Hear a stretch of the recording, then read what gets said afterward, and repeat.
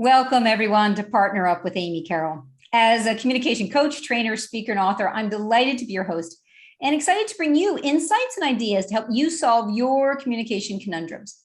This is the 57th episode of my show, Partner Up with Amy Carroll. If you want to find out more about me or what the show is about, feel free to listen to previous episodes either on my website, carrollcoaching.com, or go directly to voiceamerica.com business channel. Be sure to download their app, or you can tune in using your favorite podcast app. Like it or not, our brains are wired to keep us safe. Our experiences and environments then determine what safe means for each of us individually. Unfortunately, playing it safe can perpetuate a cycle of poor outcomes. Now, if you missed last week's show, I interviewed Sari Ibrahim. He's a financial analyst and asset protection specialist who taught us the philosophy of breaking that cycle of poor outcomes. So you're going to want to check out that episode from September 24th. Now today, my guest is Lily Newman. Welcome, Lily. Thank you, Amy. It's lovely to be here. Oh, I am delighted. I'm looking forward to this conversation. I know it's going to be a highlight of my week, I think. Excellent. So listeners, what you want to know about Lily is she is an adrenaline junkie. I thought I was, oh my goodness, she's got me beat. She's a keynote speaker, a leadership consultant, an ex-BBC journalist, a crazy cake baker, yes, we'll get there, a flag waver, and an advocate for women in business, consistently challenging women to tear up their life-limiting scripts and find the freedom to who they really want to be. Lily's a founding member of Act for Africa. It's a charity that combats gender inequality through training and education in Uganda. She sees the education of women as the most fundamental opportunity to eradicating poverty in the developing world. And I second that. To raise funds and awareness for this charity, she's completed a 220-mile bike ride across England. I'm going to guess some of that was in the rain. Yes. A lot of that was in the rain. You've been here before. Oh, yeah. She has overcome her fear of heights to complete a wing walk. I need to know, what is it? What I think it is? I mean, tell us what a wing walk is. So you're on a biplane. Okay, so it's a little plane, two wings, and you're standing on top of it, but you are strapped in. You're not having to try and cling on. You're strapped in, and they take off, and so you're outside of the plane, standing on top of it. You're doing a couple of loop-the-loops, trying not to be ill, mostly. I hate heights as well, but you've got to pick on big challenges if you want to raise big money. Oh yeah, I guess so. Do they literally tell you not to eat beforehand? Well, they say go easy on the breakfast, and the awful thing is in the sort of introduction to it, they show you videos of when wing walks have failed and biplanes have caught fire or crashed, and so that you then sign a waiver to say it's not your fault if I die doing this. So given I'm not very keen on heights anyhow, it was quite a big thing to still go and get strapped to this plane, but that's how crazy I am. Wow, that I had no idea it was that extreme. Yeah, quite extreme. Well, geez, listeners, her most recent challenge has been swimming 21 miles, the distance of the English Channel at her local pool. That would be 40 kilometers, my friends. That is a heck of a long time. How long did it take you? Well, I committed because I'm not a very strong swimmer. I can normally do 20 lengths at a time, but I committed to do the 1,344 lengths in less than a month, which I achieved. And with work, it meant that every time I swam, I had to do between 50 and 100 lengths of my 25-meter pool. So it was quite exhausting, but really exhilarating, but probably the toughest challenge I've taken on. Wow. And I'm guessing, so listeners, that money that she raised will fund emergency food parcels for starving adolescent moms in Uganda who have been, it's hard to read it, hugely impacted by COVID. So that's really beautiful, Lily. Thank you. I mean, for me, there's never been such an urgent need, because we're used to around the world, or the developed world, that there is some sort of safety net, isn't there? Like furlough payments because of COVID. There's some sort of DSSS, and there's NHS support for the adolescent mums, and for most people in sub-Saharan Africa. There is no safety net. If you don't work, and you can't work, you can't eat. And so the government with the lockdown in Uganda have said, you can't even travel to work your fields if you grow coffee or if you grow cassava or whatever it may well be. So literally we've got girls starving and begging for scraps. Wow. And so far we've raised enough money to fund around about 300 food parcels, and each food parcel represents a week's worth of food. So wow. Wow. So yes, but the need is massive. The need is massive. Our crucial thing is really to get out the other side of it, because the girls that we work with in Uganda hate a handout. They absolutely do. They are so proud. And so ultimately what we do focus on, which I'll talk about later with Act for Africa, is on providing them with training through our HEAL programs, health empowerment and livelihood, to help them set up small businesses and be self-sufficient. Okay, yeah, I can appreciate. I think people around the globe, you know, anyone you ask, that they would prefer not to have the handout. They want to be able to do they it need themselves. a hand up, not a handout. Amy. Yeah, well said. And now, listeners, on a lighter note, during COVID, Lily set up a voluntary project called Cakes of Kindness. And during this time, she recruited a team of voluntary bakers. Collectively, they baked and delivered 16,000 cakes to NHS staff and to vulnerable people. Her son, Max, and she has 3 children, her son, Max, and 2 Ugandan children, Konis and Tony, whom she has supported since they were orphaned 15 years ago. Yeah. And she and her husband, Michael, love to bike and swim, which makes sense because they need to keep moving in order to counteract the impact of having so much homemade cake in the kitchen. That would make sense. My husband was not allowed actually in the kitchen for most of last year. For the first 7-8 months of COVID, it was like, get out of the kitchen, because I knew the cakes I'd made that were packed up to be delivered would have been devoured. So I was like, go and run, go and bike, go and do something else. do that's your effort for charity. Yeah. So Lily, I want to jump into some questions and really to benefit from all that knowledge you hold. I know your main focus is on growing better leaders of all kinds. Yeah. And this includes executive and non-executive board members.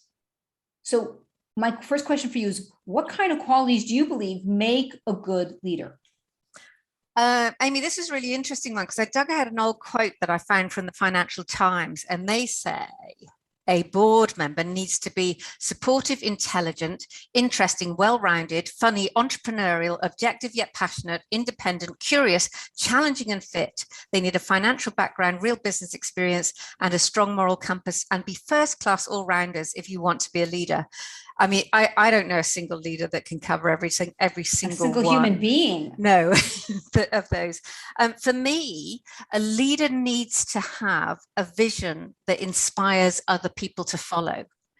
You cannot be a leader unless you have followers. So you need to be able to have a really clear, focused vision and story that is going to change your world, change the marketplace, really impact your customers and your clients, that other people believe in. I also think they need to be, I mean, for me, it's morally incorruptible, although there are an awful lot of corrupt leaders out there, as we know, but to have real humility and understanding of the human condition. I think too many leaders out there are trying to grow more followers. And yes, we all need followers, but our job as leaders should be to grow more leaders. Yeah. To really cheerlead and cheer on those that we're working on to help them to be the best version of themselves. So Lily, this point you just brought up about humility, I would imagine this is particularly tough, because what I've seen, what I've heard, some research has shown that when someone becomes a leader and they join the in-group, often their empathy for the out-group dissipates almost immediately. Yeah. So how do you encourage and reinforce these leaders to develop that, or to hold on to that humility? I mean, for me, it's definitely thinking about legacy, because if you're only thinking about this job and this role or this business that you're setting up, then ultimately your business will never grow to the strength and the capability that it really should have. So I encourage leaders to think about the last day at work, or when you sell your business, what do you want people to say about you when you're not around? Or the last day that you breathe your breath on this planet, What do you want to be remembered for? And is it to be the guy or the girl that stood on people's heads to make sure that they stood head and shoulders above everybody else and were recognized? Or is it the person who was the encourager, the person that recognized the capability, the skills and the talents in other people and encouraged them to be better? And I think, you know, there are those. It's amazing how long it takes. And I think COVID has been amazing for people to get out of that cycle of, if I have more money, I'll be more happy. If I have the Maserati or the Ferrari or whatever and the big house out in the country, then I'll be more happy. And I think very often as we reach greater maturity, people recognize that actually that happiness doesn't come from things. And it's really important. I think it's a couple of guys called The Minimalist who wrote a brilliant book in the States. They said it's really important to remember to love people and use things, because the other way around doesn't work. And I think that's the crucial thing. It's about love the relationships and use things because the other way around doesn't work. So you said having vision, humility, knowing your legacy. Anything else you would add to that? Yeah, I mean, we need to have great judgment. And I think the other thing that I like to focus on, if I use one business model for every leader that I work with, it's understanding the 3 agendas of leadership and how do we utilize those, but making sure we've got balance between those 3. And those 3 for me are, there needs to be a strategic agenda. So we need to be working towards something that has got metrics, something that is measurable and is tangible, so that people know when they've achieved success or when they're failing. The second one is we need to pay attention to the emotional agenda. And this is, how are our people feeling? How engaged are they? How valued do they feel?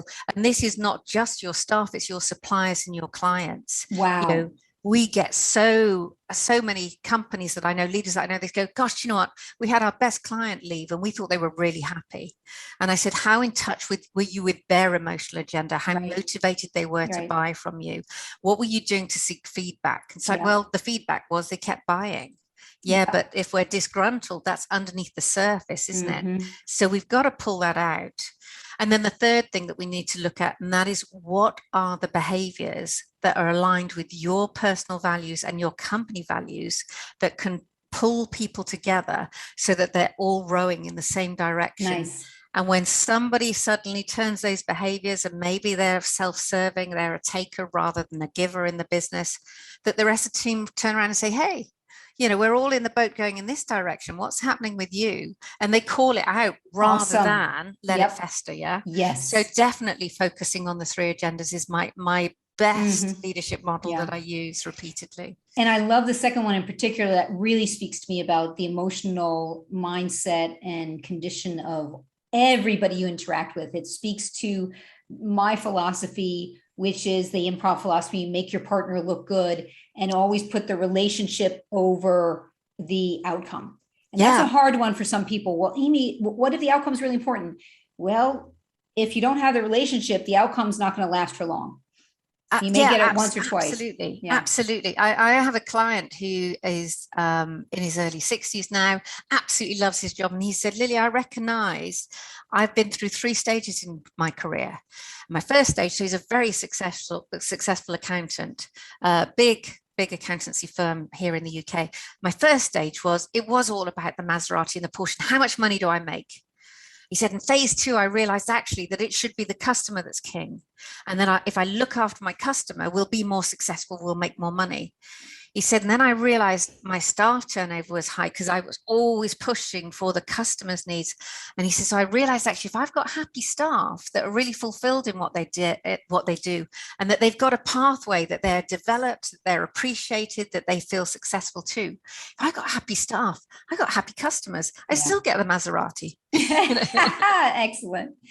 You know, one of the passions that when we were talking a week or so ago that we, no surprise, discovered was this passion for empowering women. And I'm curious, why do you think there are still so few women who make it into these top jobs? Well, I've got a whole list of reasons that I've, from my research and my work that I've done with women over the last 20 years. But I was looking at some statistics recently, Amy, and I looked at the Fortune 100 CEOs. There are still only, in 2020, there were only 5% of the top 100 Fortune CEOs were women. And of the top 1,500 CEOs, there are more called Dave than there are females. And it continues to be a problem that's ongoing. And I know that we have made, in the developed world, some small inroads into this, but I think that there are a number of reasons this happens. And first of all, I see that exclusively male boards, those that are at the top table, they like to recruit in their own image. Yeah. So even though they might say to the recruitment agent, look, we are looking for women, it's still a bit of the old boys network of who do you know, who's aligned with how I feel and what I want to do. Let's put that person at the top table. So they might make the shortlist, but they don't make it to the top table. Mm-hmm. I also see that women are less well networked than their male peers, and quite often they don't know who to go to mm-hmm. for personal development. And we've also got this whole Me Too movement that makes men more reticent to develop women because they don't want it to be seen as, there's some sort of other agenda maybe on the go here, which they're very, very careful around this. And if I comment on that, I think it's really important that you're not suggesting or implying or blaming women for this. This is men being overreactive and hypersensitive to a situation that is a valid, legitimate concern. Absolutely. Yeah. And I think it is a little bit of this folk devil and moral panic that there have been a number of high profile cases of men going, whoa, I better not get involved with women because of that. Whilst actually what we're looking for, what women are looking for, is somebody who's walked that road before us, somebody who's got some experience to share that experience with us. So men not to be so reticent, that it really is about actually spotting talent. Doesn't matter whether it's male or female or any other gender, that they see talent in people and they nurture that. So it's investing in that. Yeah. I also think that men, whilst they are surrounded by more people who are keen to support them, they also tend to think about, actually, if I promote this female or this person, look at all of the other operational support that they give me. Do I really want them to move up the ladder, or do I want them to keep where they are? And we have this whole idea, we talked about this earlier when we met last time. We desperately want to please. Yep. So if there's extra work lands on our desk, if we're working all hours that God's given, we think that actually, rather than shout about how good we are, we think we'll get noticed. Yeah. But actually, we get noticed as being the person who's the doer. So that can keep us down. That can stop us. And it's just the opposite. A woman thinks if I'm a good doer, then that will get me noticed. Maybe you just said that, though. It's sinking in now. Yeah. You've got to be willing to be bold, to be brave, to toot our own horn. And that doesn't mean everyone's going to be happy hearing it. We can't please everyone. No, it doesn't. But I think it's how you toot your own horn, isn't it? Correct. Rather than the bold stance, the sort of slightly arrogant, whoa, look at me, I'm amazing. Right. It is being prepared to stand up and say, I just want you to recognize my competency in these critical things that I've done, and why that means that I'm able and willing and keen to take the next step. Yeah. Now which is another issue that I come to, where we do ourselves a disservice. And that is when we read the job description as women, when we go, okay, so this is the next layer, this is director's position, we'll look through the job description, we'll go, well, I've only got 85% of that capability. And so we won't apply because we haven't got 100%. This whole perfectionism thing we've got to pay attention to. And that makes me think of this concept of imposter syndrome. Yeah. In my coaching practice, a lot of my coaches experience feeling like an imposter, men and women. Yeah. You talk about self-sabotage and the imposter syndrome. If I'm a listener who's tuning in today, prone to such behaviors, how does one go about changing that? I mean, the thing that I think that's very interesting, and I go back to pre-COVID when I was talking at a conference with about 350 leaders in the room, only about 10% were women. And I asked the room, I said, put your hand up, those of you who at some stage in your career has suffered from imposter syndrome. And about 80% of people raised their hand. and the other 20% were liars. And I think this is you inform them of that, I assume. Yeah, absolutely. And actually, it's a really interesting thing when you look at some of the greatest leaders that we recognize, people like Einstein. He once said, "I'm an involuntary swindler who doesn't deserve the attention that I'm getting." And I love a quote from Bertrand Russell, who's a British philosopher and social critic. And he said, "The whole problem with the world is that fools and fanatics are always so certain about themselves, and wiser people are so full of doubts." And it is so true. And I think one of the critical things that we've got to get to grips with is actually being honest with each other and sharing how we genuinely feel, because then we'll find we'll get over what I call pluralistic ignorance, where we doubt ourselves privately. Because we think we don't talk about it. So we think we're alone in our thinking. And that sometimes we're absolutely surrounded by our boss, our peers, our direct reports are all in exactly the same situation. So I think I've got what I call my top 6 tools for overcoming this kind of a syndrome. And I have one. I'm curious to see if it's on the list. If it's not, I'll add it at the end. Okay. Well, why don't you start? We start with yours, and we'll probably go snap. I think that would be great. Stepping into vulnerability. Yeah. Being prepared to be vulnerable. Absolutely. And proactively being vulnerable and willing to admit your mistakes and your failures and your weaknesses and your fears with just hey, this is not with all this angst, just this is what is the case for me now. And I've seen me do this, and sometimes I have to push myself to do it because I still slip into wanting to look good and perfect. And I say, no, Amy, that's too exhausting, and that's not going to serve you or the other person. And so I'll step into the space of vulnerability, and usually there's a burst of laughter and joy as a result, because the person's like, "Oh, me too." She's like, and also you're a human being. Guess what? Amy Carroll, this great character that I know is so inspiring and so motivated, is actually human. So isn't that brilliant? I call it practice failure. It's exactly the same thing. Nice. Okay, so if you look at people like James Dyson, he made over 3,000 prototypes of his Dyson vacuum cleaner before it actually worked. But he kept learning from, what's that mistake? How can I not replicate that mistake? The same with people like J.K. Rowling. She went to 12 different publishers who turned her down before she finally had her fantastic success, her literary success.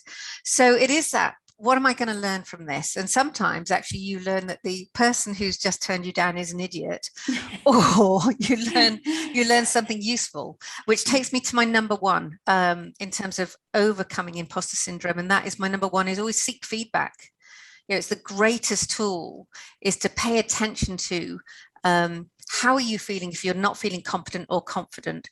Find somebody that you really trust who will be genuinely honest with you. And that isn't necessarily the person who's your best friend who will just blow hot air and say, "No, you're brilliant, you're amazing." We should be continuously looking at what can I do to improve. Okay, it's that crucial thing. The other thing that we don't do is we always make a note of our failures and not of our successes. Yes. So I have a little book that I keep that sort of every day I write down what are the things I'm really proud of, or what are the things that have worked really well for me. And when you're having that crisis of confidence, just to go back to your daily writings and just go, actually, I'm not terrible. The other thing that is great is just look back at your last 12 months and look at what have you overcome rather than what you failed at, and make a note of that. Crucial thing is inner script, isn't it? How many times do we tell ourselves, "Oh, you idiot," "Oh, you're useless," "Oh, you're rubbish." And actually, we just got to tell that person to shut up sometimes. and I love the Nelson Mandela quote where he said in his inaugural speech, he said, "Who am I to be brilliant, talented, and fabulous? And God says, who are you not to be?" So, it's have your inner mantra when you reach a difficult impasse. And that inner mantra might be, what can I learn from this? Or what did I succeed at? So that we really work on that horrible voice that tells you you're rubbish when actually you're fantastic. What I like to do at the beginning of a difficult task, because let me interrupt a second. You said there were 6 things. Did you feel like you named all 6 already? So that's 3. Seek feedback, reflect on and make a note of your successes, work on your inner voice. My number 4 is picture what success will look like at the beginning of a task. and think about what's it going to look like at the end? How will it feel? How will I measure when I've got there? What will I be doing that's different? And it literally is, you're setting yourself a blueprint out for how you can achieve this thing that feels really big and difficult. Gorgeous. Visualization is what I'm hearing. Yeah, absolutely. Visual. Where are you going, and what are those blocks in the road? How can you overcome them? How can you skirt them or go under them? We mentioned practice failure, which is my number 5. And number 6 is to remember that our brains are plastic. Okay, they are not fixed. And if you want a growth mindset, the brilliant thing to do, which the thing that I love to do, is continuously practice doing something different that you've never done before. And it might be as simple as, I'm going to drive to work a different way, or I'm going to eat at a different restaurant, because that plasticity continually fires and wires together new motor neurons and leaves us open to change and stops us from having that fixed mindset that says, I couldn't do it then, so I can't do it now. Right. Be open to the possibilities. So Lily, we're going to take a break in a moment, and I want to, when we come back, I have a book recommendation for listeners, and I want to comment on a couple of things you said. Now, listeners, if you want to connect with Lily, you can reach out to her directly on her website, morganjamesconsulting.co.uk. That's MOGANJAMESCONSULTING.co.uk. Amy, you just missed out an R in the Morgan then at the beginning. I'm adding R's when I'm speaking, and I'm removing them when I'm spelling. MORGAN, jamesconsulting.co.uk. Thank you. Yeah, thank you. Now we've got some, if you listeners want to take your superhero partner powers into the next decade, join me for my online leadership presence course. And you can find out more about that on my website, carrollcoaching.com. Now, funny enough, in my Carroll spelling of my name, I have 2 R's. So make sure you remember that, and the 2 L's. When we come back, we're going to be hearing more from Lily. Stay tuned. You're listening to Partner Up with Amy Carroll on the Voice America Business Channel. Welcome back. My guest today is Lily Newman, a keynote speaker, leadership consultant, ex-BBC journalist, crazy cake maker, flag waver, advocate for women in business. And we have been discussing her top 6 tools for combating imposter syndrome.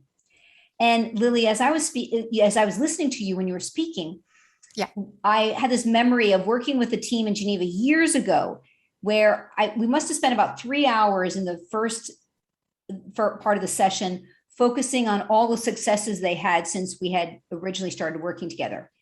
And the bosses were like, Amy, this is kind of feels like a waste of time. And they didn't quite say it that directly, though that was the message. Or actually, maybe they kind of waited. They were polite enough that they waited till after to mention that when we were doing the debrief, because they said, we really thought at the beginning this was going to be a waste of time. And then we saw the energy it created and the enthusiasm. And then also, so I'm always inviting my coachees, play Monday morning quarterback, assess when you had a big success, all the things that worked, because then you're raising it to the conscious mind. And then that's accessible to you in the future of, oh, this worked last time, I can do this again. Yeah, I can replicate that. Yeah, absolutely crucial. And I think one of the things that you see that kills a team or kills an individual is when they've been given a project and then suddenly that project is no longer important and they're given something else to do. And all of that work that they've done is not recognized. The boss thinks there's no point in wasting time on that because the client doesn't want that anymore. So I just need you to shape shift and shift your mindset into focus on this new thing. Yeah. And if you've had a team that's worked really hard, I've seen this with a couple of international companies that I've worked, where a company has shifted its intention. They've had huge teams work for 8 months on a massive project that they're just within a couple of months of delivering, and then things change. And there is no attention being paid to all of that great work that's been done. It's a way to completely destroy any motivation and destroy any intention of putting the same effort and energy into the next project. And okay, this happens, doesn't it? We have to sometimes shape shift. We've seen this with COVID over the last 17, 18 months. but actually giving those teams the opportunity to talk about, what have I learned through this? What am I most proud of during this? Let's, even though we're not getting to deliver it for the client, let's actually just go out and celebrate. What have we learned as a result of this experience? Otherwise, you just cannot maintain that level of motivation and connection and engagement with your staff. And the other thing I want to add is, as you were going through these top 6 tips and approaches, is this book that I read a couple months ago by Reshma Saujani called Brave, Not Perfect. Oh. And a brilliant recommendation for listeners. I might have mentioned it on a show in the past. I can recommend that because she goes through all of these very, very concrete recommendations for how to build your courage and bravery. And maybe a number of the things, at least half of the points you made were definitely included in her list. Yes, you want to say something? You go. Okay. No, I was going to say that sounds like a good read. I'll check that out. Yeah. She started Girls Can Code, or Girls Who Code. So she's the founder of that. All right. So here now, we've been looking at improving opportunities for women in the West and combating imposter syndrome. Yet it's not the same in all parts of the world, as we know. So Lily, talk to me about your work with women through the charity Act for Africa and what you're wanting to achieve through your projects in Uganda. Yes, actually, Amy, it'd be really useful just to give you a little bit of context on it. It was 21 years ago that my best friend was out in Uganda for a 3-month expedition, and she was horrified. She'd lived in Tanzania for a number of years, so she knew sub-Saharan Africa fairly well. Not that I'm saying that Tanzania and Uganda are the same, but she ended up visiting a lot of communities where a lot of men had died as a result of HIV, child-led households with a 10-year-old, 11-year-old trying to beg for enough food to raise 2 other younger children. And she ended up holding the hand of a dying man and having nothing to offer him apart from prayers for a better life on the other side of death. And she came back to the UK. I had worked with a national charity for a number of years before. Several of our friends had worked in sub-Saharan Africa. So we set up Act for Africa because we saw that performance arts would bring, if you had a PA system in tribal Africa, every member of the community who can come running will come running once they hear music, once they hear something's going on in the middle of the village. And so initially the intention was to use culturally appropriate materials to train Indigenous teams to do HIV and AIDS prevention education programs. And the thing that we noticed very quickly, we've delivered HIV and AIDS prevention and stigma reduction programs to about 1.7 million young Africans so far in Uganda, Tanzania, and Malawi. But the thing that we recognized pretty quickly was actually one of the major problems was the status of women in communities. And very often in tribal Africa, you will really find that the status of women is very much that of a second-hand car or a chattel, that the parents will pay a bride price, the husband, patriarchy really reigns. The husband makes all the decisions. Even if the woman doesn't want to marry the man, if a bride price is being paid because of the level of poverty, she has no choice. And we're not just seeing this with adults, we're seeing this with girls as young as 12, 13, 14, 15. It is heartbreaking when you meet a 16-year-old who's already got 2 children and is married to a 52-year-old man. And so very early on, we decided actually one of the critical things that we need to do is look at how do we culturally shift the behaviors of men towards women. And that's one of the most crucial projects that we've been working on over the last 5-6 years or so. And that is really helping to develop the leadership capability through what we call our HEAL program, which is health, empowerment, and livelihood, to help women to be more assertive, to be able to take control of their sexual health, to be able to say, no, this is not acceptable in the home, rather than just to play the subservient, I'll do whatever you ask me to. The other critical thing, which has given women so much more respect, is we're training women. We run a Grow a Girl project. We grow leaders in the secondary schools. So we create the condition for women, young girls, to be able to facilitate education programs, to educate girls about their sexual health, to educate them that actually they have an opportunity to be able to set up micro businesses, to be able to be what they want to be, and they do not have to be dictated to by men men what they do and when they do it and how they do it. Mm. So we're really working through the secondary schools, and then with this phenomenal group of adolescent women who have so many hopes and dreams that have been crushed. Yeah. And these girls are now coming in to work with Act for Africa. We've been literally, I think we've done about 11,000 young girls through our HEAL program to help to set up micro businesses so they have their own money, they have their own status in the community, where they're not just seen as a drag on the community. And I think the crucial. So I'm hearing it through the lens of the prey partner. You're raising their status, and that's protecting them, and also literally giving them finances for them to be able to take care of themselves. Wow. Yeah, absolutely. And I think the thing that we've found over the years is because we get involved with the husbands. We teach vocational skills so that they have the opportunity also to earn a better living. We do a Goats for Girls campaign. We help them to teach them how do we look after goats and chickens and make sure that they stay healthy so that they can breed more. But the thing that we've recognized really early on is if you teach a man how to run a small business, certainly in Uganda, then the man will benefit. He will get the money. He will use the money how he sees fit. If you teach a girl or a woman how to set up a small business, the whole community benefits, because she will go and teach her sister and her aunt and her mum, and she will teach the basic literacy and numeracy skills that we're teaching. How do we manage money? They are phenomenally resourceful in terms of, we set up these savings programs. So if you're setting up a sewing business, you can save for another sewing machine. You can afford to recruit another woman to sew alongside you. And the thing that I've loved most of all, last time I visited, I had these beautiful girls, 19, 20, 21, 22, showing me their bricks that had been made by the men that they employed. Wow. Or the fish that they were selling at the market by the men that they had employed to go out and fish. So it's changing communities. It really is, one community at a time.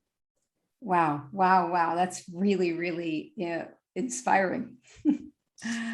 Okay. So we're going to switch gears for a little bit. Changing culture. For many people, it's an overwhelming problem with so many political, social, educational challenges. Why? I mean, isn't it easier to do checkbook charity? Oh gosh, yes.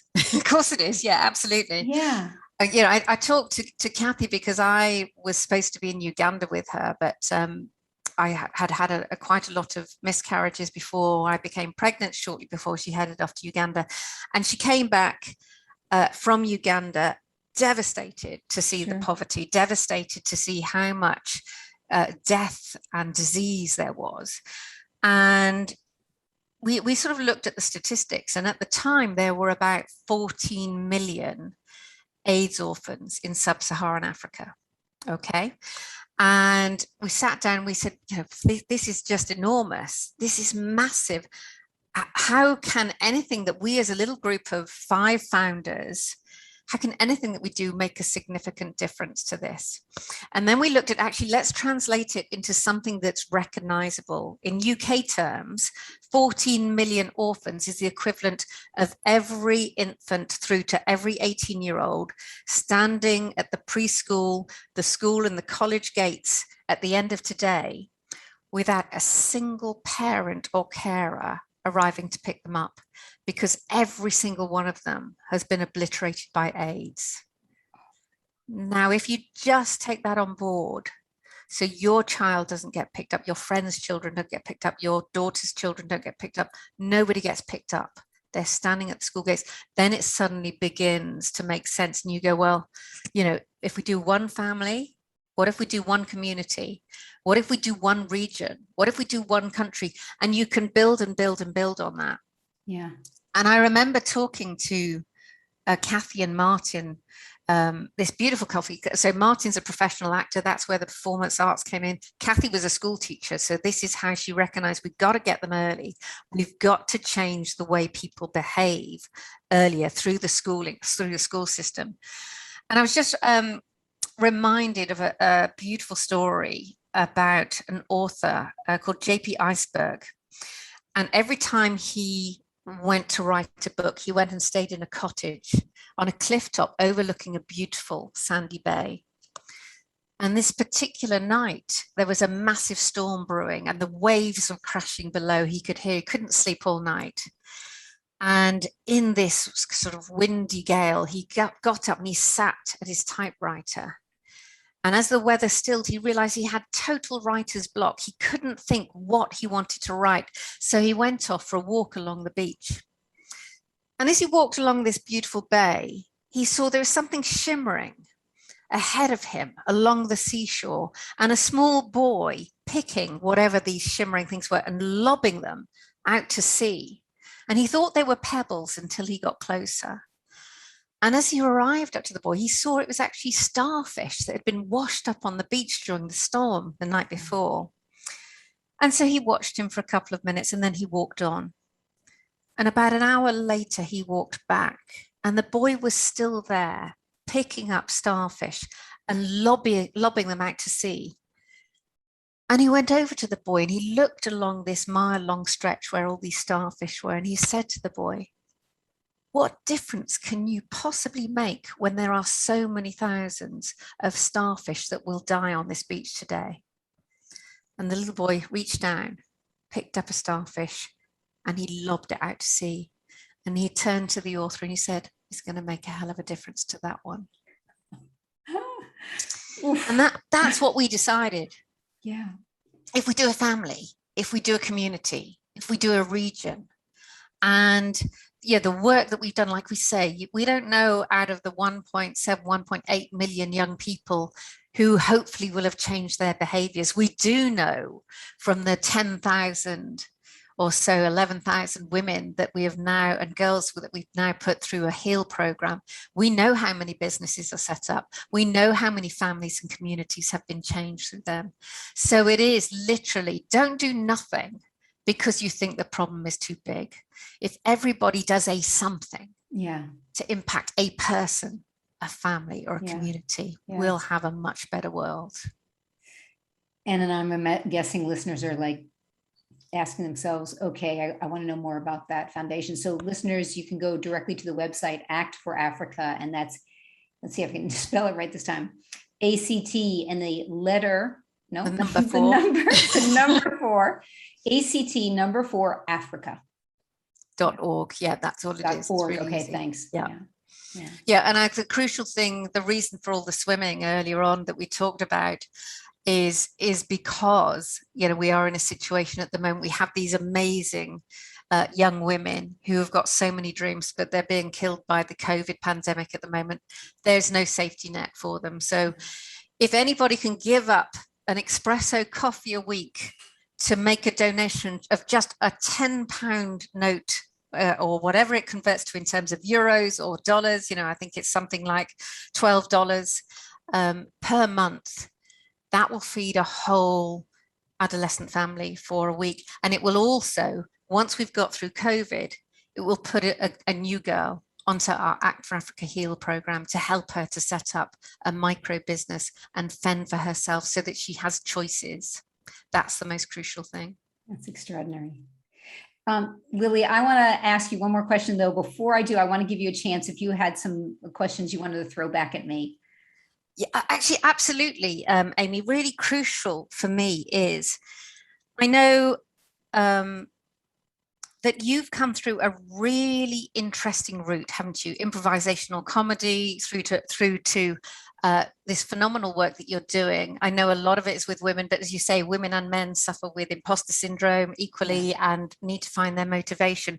What is it that's driven you?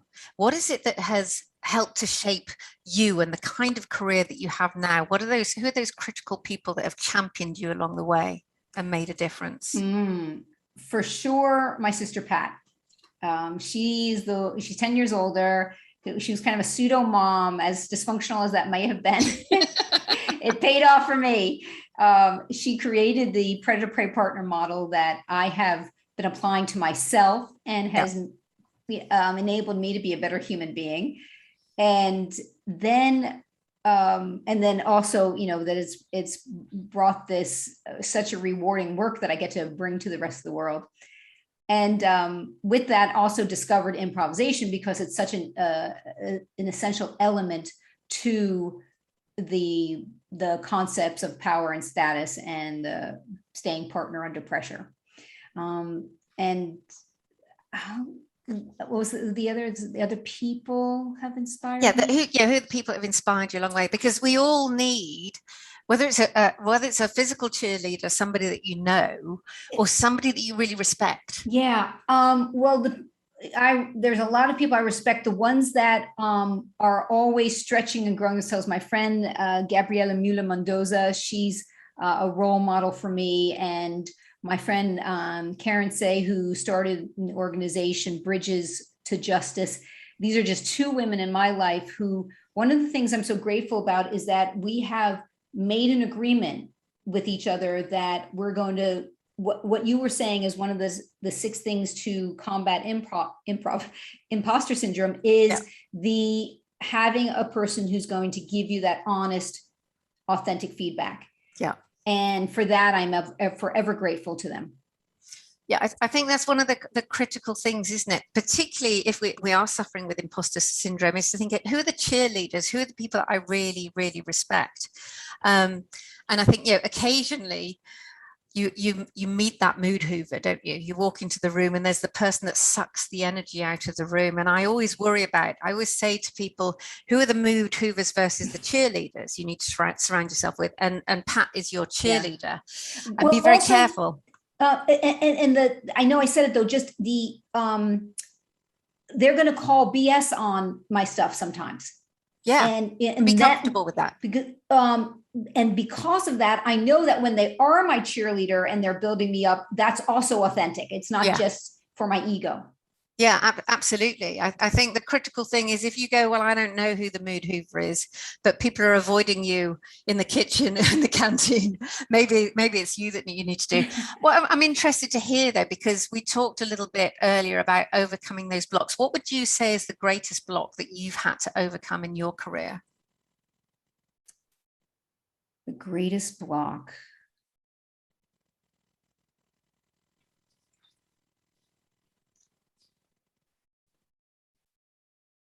Well, the fact that something's not coming to me, I'm completely delusional, or I've been using the improv attitude so much in life that when things fail, I'm like, oh, because I can hear my mom's voice, failure is just another opportunity to learn. Yeah. So my mother has been a huge role model for me in that way. And my parents have always encouraged me to seize life, have experiences, adventures, and if you fail along the way, what did you learn in the process? Yeah. So the blocks just become opportunities to learn something. After I dust my knees off and get my ego out of the way and have a good pity party, I'm ready to go. Yeah, I think we can all have a little bit of hippo time, isn't it? I think my friend, the sumo guy, Paul McGee, says, have a little bit of time to wallow, but hippo time has to be finite. Then pick yourself up and dust yourself down. And we did mention this earlier on, and that is about working from a position of exhaustion, though, because it's so easy to say yes to everything. I wanted to find out from you, what do you do to refuel your tank? That's really funny, because I was going to ask you the same question. Okay, so I'll answer and then you answer. Okay. Joy, play, laughter. I will call up my friend Paula in Manhattan just to make me laugh, because I know she will. Yeah. And it helps me to not take myself so seriously. Yeah. And I have got to make plenty of time for play and joy and exercise. And after you and I say goodbye today, I'm off to the lake because it's another gorgeous sunny day. And we don't know how many more days we're going to have of this. So those are the main things for me. And when I think about you, all the projects you're involved in, and these supporting healthcare workers and wounded servicemen and servicewomen, the charities, what about you? Lily, what do you do to maintain we're your energy? really similar in terms of first of all, there has to be sport. You have to be fit to lead, as far as I'm concerned. I mean, physically fit as well as emotionally and psychologically fit. Agreed. The other thing is we watch a lot of comedy. You know, we haven't gone to live comedy for ages, but normally we do watch a lot of comedy. And the other thing that I have is I get up always and walk for 20 minutes before I do anything, and it might be 6 o'clock in the morning, and I have my best playlist on. And people might think I'm the kind of crazy lady who dances in the woods. So when I'm out walking, I absolutely love music. It changes my mood. And as you say, have your cheerleaders. I've got a phenomenal team. We've got 16 consultants, and if we've had a rubbish day,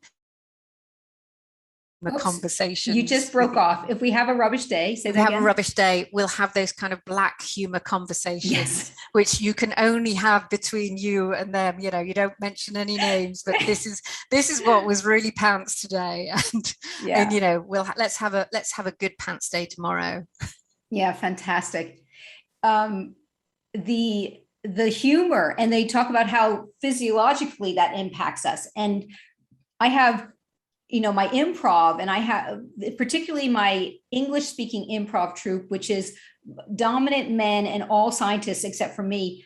We harass each other.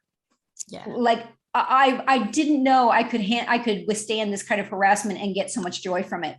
I was accidentally insulted by, well, not accidentally, he purposely insulted me, and I stepped right into it, and it was hilarious, and it just broke up my day, gave me a little bit of extra boost of energy. But you build a tribe, isn't it? You're part of a tribe. I think that's the critical thing, of people that really understand, you really get, you really connect, and you really trust each other. Trust is the foundation of that, isn't it? So now, Lily, we're wrapping up. We got just a couple minutes to do this. In 30 seconds or less, what is your final call for action for the listeners? My final call for action is to every single listener: do not wait for the miracle. Okay? The miracle that is going to change your fortunes, give you a better job, give you a greater opportunity, put you in a better relationship. Just remember, you are the miracle. Ultimately, if you think about this is a thing that blows my mind. I think about the universe and all of the planets, and that we are lucky enough to be born here, that we are something like 36.1 trillion cells knitted around a skeletal frame of 206 bones. It's crazy that we've got, some of us have got 150,000 hairs on our heads, some of us a few less. We got fingernails that grow at twice the speed of toenails. I don't know what the hell that is about. But remember, you are the miracle. This is your opportunity to leave a soft but indelible footprint that will change the lives of those that come after you and those that live with you. Thank you, Lily. Listeners, for me, my 2 call for actions are download or find that book, the one I mentioned earlier, from Reshma Sujani, Brave, Not Perfect. And another one I want to add to that list, I'm in the process of reading now, which is rocking my world, Boundary Boss by Terry Cole.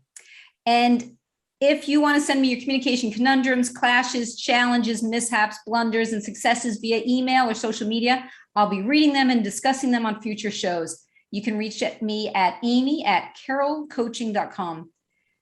You can connect with Lily on her website directly, morganjamesconsulting.co.uk. You can check out her Twitter, Tuesday Club Girl, or her hashtags Get Up and Go and Hey, Are You Okay? Now, listeners, be sure to switch on, tune in, listen up, and be inspired next week, because I'm going to be interviewing Chaya Mistry, is how she pronounces her last name. She's a human leadership coach, trainer, consultant. We had a delightful conversation a couple years ago, and I wanted to bring her in so you could hear more from her and to hear how she uses human compassion to connect and impact people, society, and the environment. Check out my website, carrollcoaching.com. Feel free to check me out on social media, Amy Carroll Coaching. And if you're game for more, I'm going to be hopping over to Facebook Live 5 minutes past the hour today for a short chat on today's call. Lily, thank you. It has been a wonderful conversation. Thank you, Amy. Loved it. Really enjoyed meeting you. Thank you. And thank you, listeners. You've been listening to Partner Up with Amy Carroll on the Voice America Business Channel. Happy partnering, everyone.